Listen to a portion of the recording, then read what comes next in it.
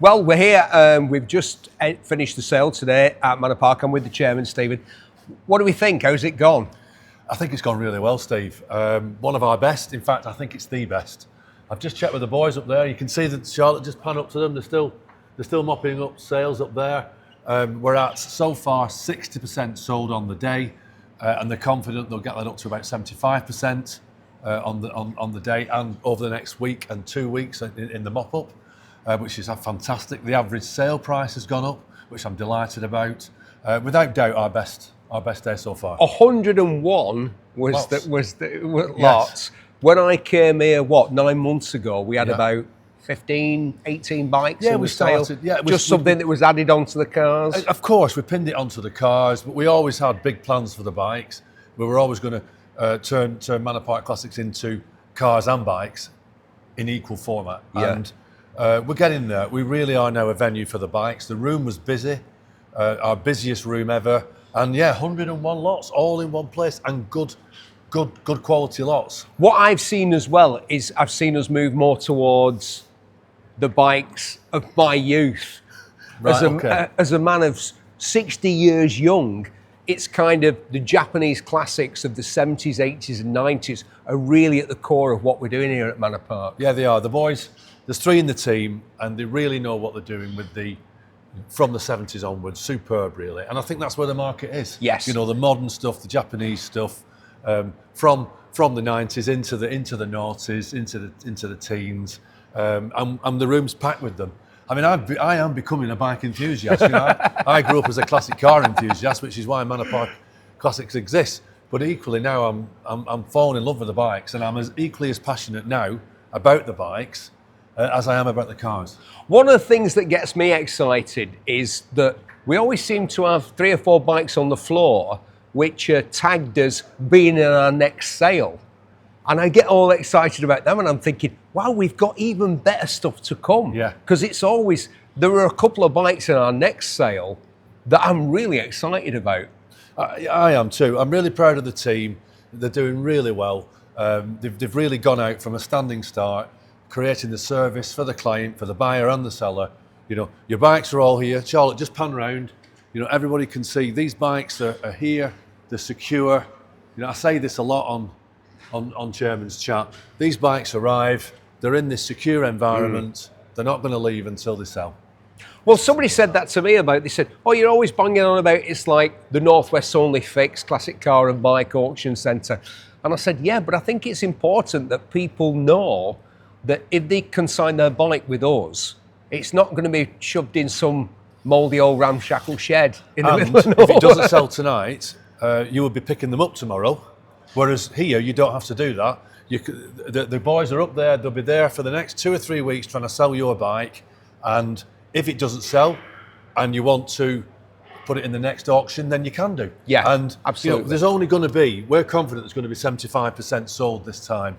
There's only going to be 25% left. Yeah. If the client wants to take them away, fine. But if they want to put them back in the auction, that's fantastic as well. So, you know, you get 2-3 goals at it. It's very rare now that we're sending stock back. Yeah. It always stays here. That is why a fixed venue is so valuable. I always have a bike I've never seen before. And we're right next to it. Right, sure. That little Yamaha there. Yeah. I mean, I just look at it. And as I said, when we were selling it, if you ever want to see the evidence of why the Japanese came to dominate the motorcycle industry, just look at that Yamaha from 50 odd years ago. Fabulous. It's absolutely fantastic. Yeah, it's beautiful. And that's one thing that I think we have here. Enormous variety. Within, like I said, we're concentrated 70s, 80s, 90s, Japanese bikes. We've still got room for the Harleys. We've still got room for the Ducatis. We've still got room for the occasional old British classic like that one behind us. But really, this is where the enthusiasm is, and this is what Manor Park's all about. But it's not just the stuff that I remember. Like I said, every single time I wander down the aisle and I think, what's that? Yeah. I've never seen one before. What was your favourite one today? Right, it's funny because we're very close to it. Yeah. It's this one. Was it really? And Yeah. it's an RD250 Yamaha from 1978. So I would have been 78. How old would I have been in 70? 13. So it's like very impressionable age, that, isn't it? Yeah. And my father one night came home, which is a bit odd because he was a working man. He worked in a paper mill in Bury, and he normally went to work on a Yamaha chicken chaser, a C90. And for some reason, one night he came home on an RD400. He'd done a deal with some lad at work who couldn't keep the payments up. And all of a sudden, my dad was riding like the coolest bike you could imagine. So to see this one in the sale was fantastic. Although I have to admit, a few people of my acquaintance were here and they were saying, I'm going to nick that one. And when the third person said that to me, I thought, you're not going to nick it because the people here aren't daft. They know that that's Absolutely. a real bargain. Yeah. A really honest bike. Beautiful. You can just see exactly what you're buying. Great collector's bike. A great collector's bike. Yes, but one that's kind of on the up and up. Yeah. Because people don't like to feel that they're buying at the top of the market, do they? No, absolutely. They don't really like that. They like to think they're a bit cuter than that, and they're just twigging onto something before it becomes. We're obviously offering value because there was a lot of traders in the room today as well. Well, and that is proof that we are offering good value for the bikes. Absolutely. Yeah, Like I said, them three lads were all traders that they were. spoke to me about this bike. They went, oh, I'm having that. Charlotte, can I show you my favourite? So this one. Steve can talk about it because he.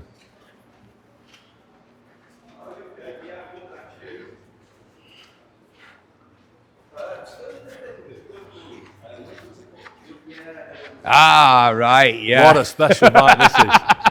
Come on, tell me about this one, please. Well, obviously the Fireblade is an iconic bike, and to me it is, and to my generation of motorcyclists it is, because the Fireblade came out in '92. This was the 30th anniversary of the Fireblade, and it's just a performance legend, which Honda very cleverly chose to sort of pair with an iconic racer, John McGuinness, the Morecambe Missile. Yeah. And they had an anniversary coming up, 30 years of the Fireblade, and they realised that John had started the TT 100 times. So the collaboration was 30 years of the Fireblade, 100 starts of John McGuinness at the TT. Let's do something special. Only 30 bikes. Yeah. But this one is even more He special. signed it, hasn't he? John signed it on there, Yeah. and it's Yeah. numbered. Yeah. But this is even more special, because it's never been. It's Zero not only has it never been ridden, it's never been started. 0 miles, isn't it? Zero. Yeah.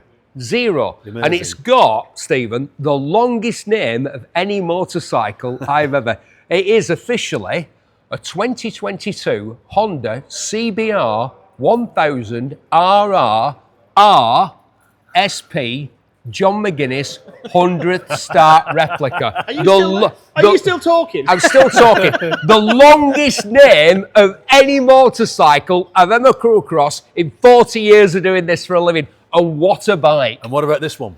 Well, the Ducati as well. I thought- Again, and these are still. We got very close to it. We've got provisionals on them, but as yet they are unsold. These two very special bikes, and that is. yeah, the Panigale, like it says here, Panigale V-twin. I mean, we've got over there, it illustrates something you were saying, Stephen, about people bringing the bike here and leaving it here.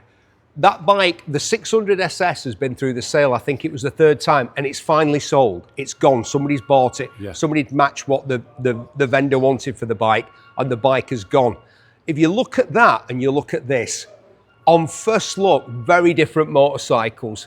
This thing would probably go faster than that 600 in first gear, but it's an evolution over 3 or 4 decades to get from that to this, like the and again, ultimate 0 miles again. 0 miles, the ultimate version of it.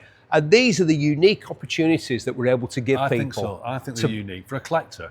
Amazing. Absolutely. Amazing. I think it's a work of art. Somebody said to me, it's like a work of art. And I said, no, it's not like a work of art. It is a work of art. I could see that bike, and I have seen bikes, they've all been Ducatis, curiously, in people's fantastic homes with like a special sort of lighting arrangement because they're treating it like they would a work of art. And they're an investment. When they've got 0 miles, they've got Yeah. to be an investment. Yeah. I have to admit, that makes me a little sad. Well, yeah, because people won't use them. Yeah. But I agree with that. But equally, you've got the choice, haven't you, between the two? It's not for us, and we wouldn't want to do that, would we? The last thing we're going to do is tell people what to do with the bikes and cars that they buy from us. Yeah. But I hope that the passion that we have, and I find it in everybody I deal with here, from the person who makes me a brew in the morning to yourself, right through the company, the same passion for what we're doing. And I've often found that, you know, like I said, I've said this previously, 40 years of doing this, I've found that bikes are a bit of a second thought. It's like, oh yeah, motorbikes. But that's not what it's like here. Absolutely It's not. like we do cars. Manor Park do cars. That's one of the things we do. That's what we started But out the doing. other thing Now that we we do do cars and is bikes. motorcycles. And there's that same excitement and passion and that curiosity about new bikes that we've never seen before. Bikes, there's a bike behind us there that's 100 years old. Yeah. This one is brand new. You can get both. There's a motorcycle there, it's 100 years old. This one's brand new. We've got the lot. Yeah, we have. And the passion that comes through from the team, from all of us, from you, Steve, and from me, is you can see he's building the business and it's building the following. And today, definitely our best day. And I'm looking forward to the cars tomorrow. So once again, from me as chair, thank you to everybody who's come today, who's been online, on the telephones, in the room, buying and selling. We're going to do it all over again tomorrow with the cars. And thank you to all our clients all across the world now. We had nearly 1,000 registered bidders today. Wow. And we're reaching on YouTube up to 100,000 people. So join our global success. Thank you very much. Do I have subtitles for people, for people who aren't in Lancashire? Well, me as well.